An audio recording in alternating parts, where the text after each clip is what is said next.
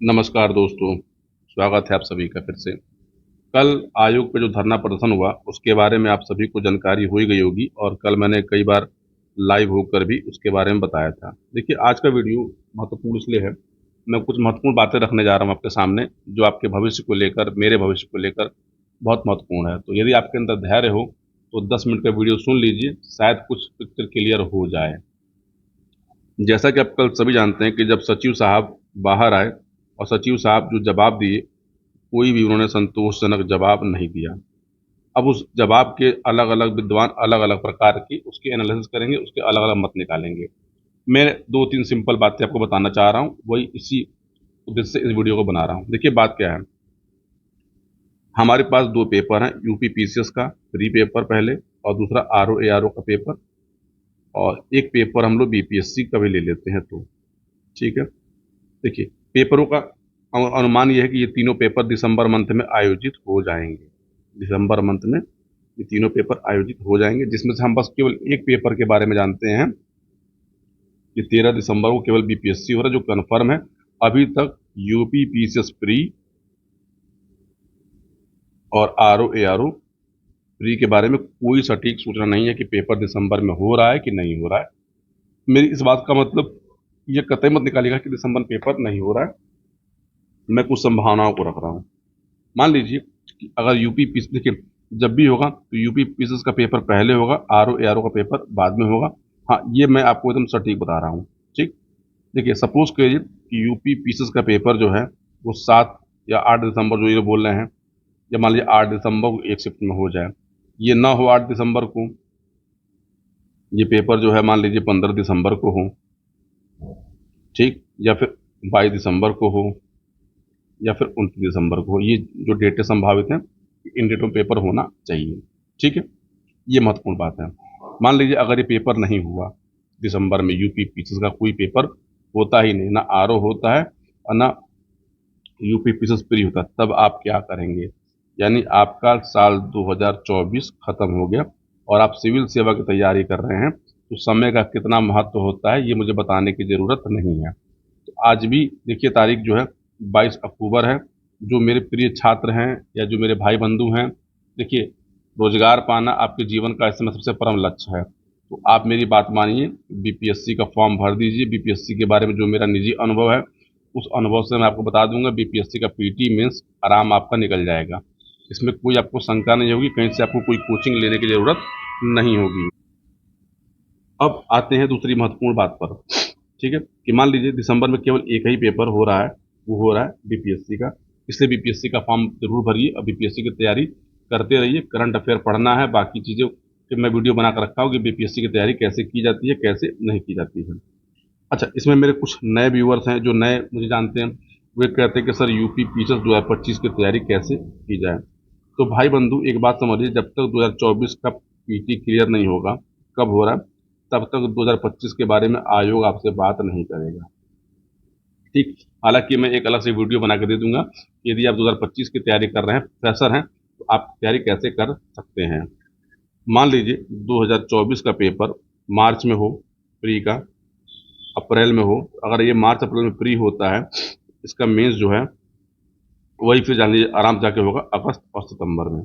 अगस्त और सितंबर में होगा, तो फिर दिसंबर में क्या होगा, इसका रिजल्ट आएगा। जनवरी में इसका इंटरव्यू होगा, फरवरी में इसका फिर से फाइनल रिजल्ट आएगा 2026 में। यानी ज्वाइनिंग करते करते आपका 2027 आ जाएगा और अभी हम 24 खत्म करने के मूड में बैठे हुए हैं। अब मैं आपसे, आपने सोचा होगा कि मैं आपसे बीपीएससी का फॉर्म भरने के लिए बार बार क्यों बोलता हूँ। अब आपको उम्मीद करता हूँ कि ये पिक्चर क्लियर हो गई होगी।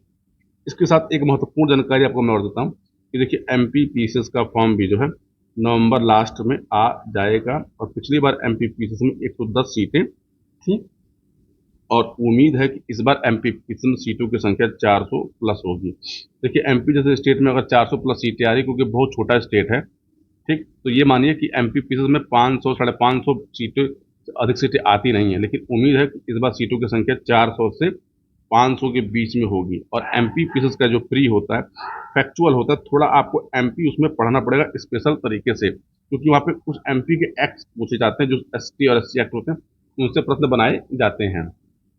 और एमपी का जो मेंस होता है, वो निहायत ही ईजी मेंस। यदि आपने मात्र 1 महीना रगड़ के केवल एमपी पीसीएस का जीएस पढ़ लिया और बाकी आप जितना यूपी पीसीएस के लिए पढ़ते हैं, जितना बिहार पीसीएस के लिए पढ़ते हैं, उतना जीएस उनके लिए सफिशिएंट है, आपको एक्स्ट्रा पढ़ने की जरूरत नहीं है। यदि देखिए, अगर आप यूपीएससी की तैयारी नहीं कर रहे हैं, यदि आप यूपीएससी की तैयारी नहीं कर रहे हैं, अपने विकल्प में यूपी पीसीएस, यदि आप यूपी के रहने वाले हैं, बीपीएससी और एमपी पीसीएस के बारे में भी विचार करिए। मैं आपसे कभी Jharkhand PCS, Rajasthan PCS, Chhattisgarh PCS के बारे में बात नहीं करता।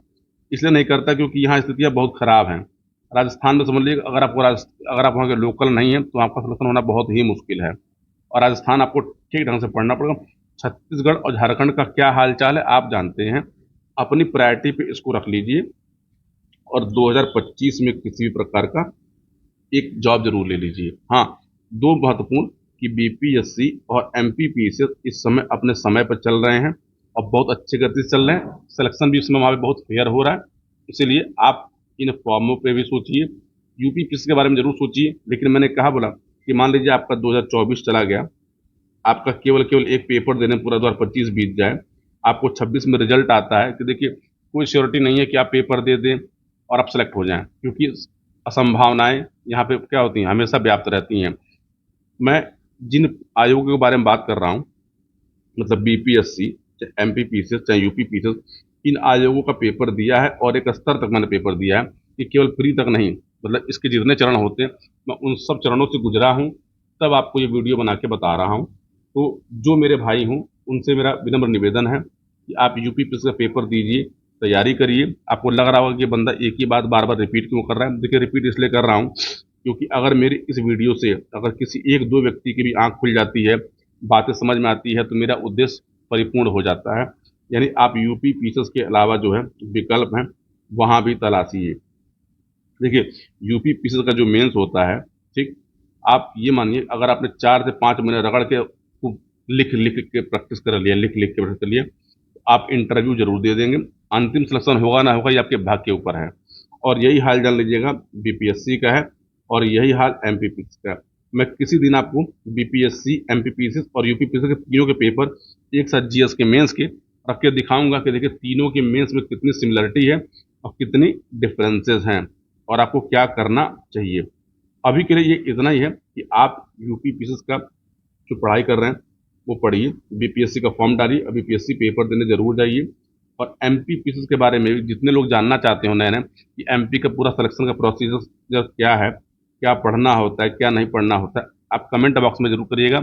मैं आपको एमपी पीसीएस के बारे में भी वीडियो बना के दे दूंगा। देखिए, मैं इन तीनों आयोगों का पेपर दिया हूँ, तीनों आयोग के इंटरव्यू तक पहुंचा हूँ, तब आपको मैं बता रहा हूँ। जिसको शंका होगी मैं अपनी मार्कशीट वगैरह भेज दूंगा, अपनी तसल्ली पूरी कर लेंगे। तो इस वीडियो को यहीं पर रोकते हैं और जैसा भी होगा अपना फीडबैक दीजिएगा। बाकी आप आयोग में क्या चल रहा है सब चीज़ वो जान रहे हैं।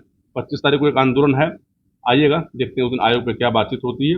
पूरा वीडियो देखने के लिए आप सभी को बहुत बहुत धन्यवाद। और चैनल को हो सके तो लाइक कर लीजिएगा, सब्सक्राइब कर लीजिएगा। यदि आपसे संभव हो सके तो किसी ज़रूरतमंद छात्र को एक बार इसको शेयर जरूर कर दीजिएगा। मिलते हैं अगले वीडियो में। पूरा वीडियो देखने के लिए बहुत बहुत धन्यवाद।